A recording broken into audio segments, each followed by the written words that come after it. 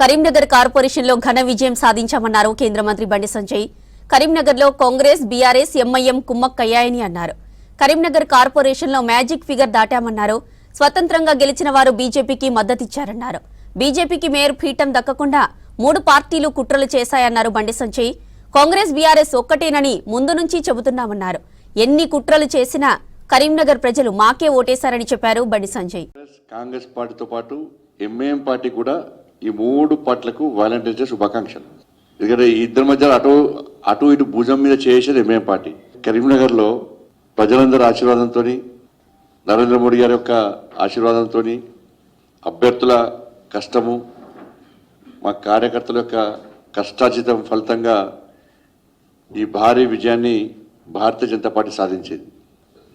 ఈ సందర్భంగా మమ్మల్ని ఆశీర్వదించినటువంటి కరీంనగర్ కార్పొరేషన్ ప్రజలకు, ప్రత్యక్షంగా పరోక్షంగా సహకరించినటువంటి అందరికి కూడా హృదయపూర్వక ధన్యవాదాలు తెలియజేస్తూ, గెలిచిన అభ్యర్థులందరూ కూడా మరొకసారి హృదయపూర్వక శుభాకాంక్షలు తెలియజేస్తా ఉన్నాను, అభినందన తెలియజేస్తా ఉన్నాను.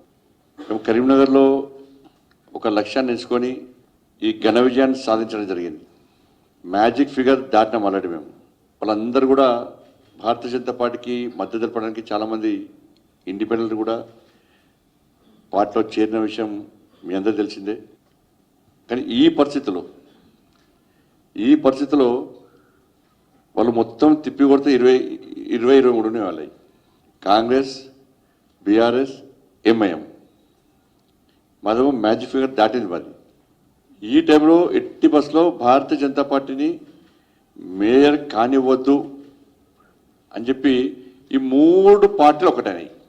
మేము గతం నుంచి చెప్తూనే ఉన్నాం, బీఆర్ఎస్, కాంగ్రెస్ ఒక్కటే. ఇలా కరీంనగర్ వేదికగా ఈ బండారం బయటపడబోతున్నది. ఇలా దిగజాడు రాజకీయాలు ప్రజలు గమనిస్తున్నారు.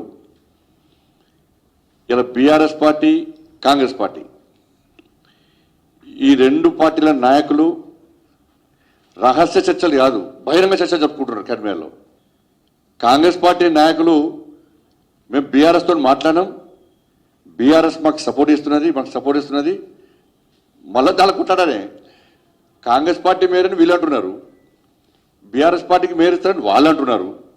ఇందులో ఎంఐఎం పార్టీ చెప్తున్నది మీరు ఇద్దరు కొట్టాడుకోకూడదు, మేయర్ మాకేనని వాళ్ళు అంటున్నారు. కాబట్టి వీళ్ళ యొక్క లాలోచితనం ఇవాళ కరీంనగర్ వేదికగా బహిర్గతమైంది. 3 పార్టీలు ఒకటన్నాయి. ఇలా ఎంఐఎం పార్టీ 8 సీట్ల నుంచి దాదాపు 3 సీట్లకు వచ్చింది. ఇలా బీఆర్ఎస్, కాంగ్రెస్ పార్టీ కలిసి కరీంనగర్లో మీరు ఏ విధంగా మేయర్ను సాధిస్తారో చెప్పాలి.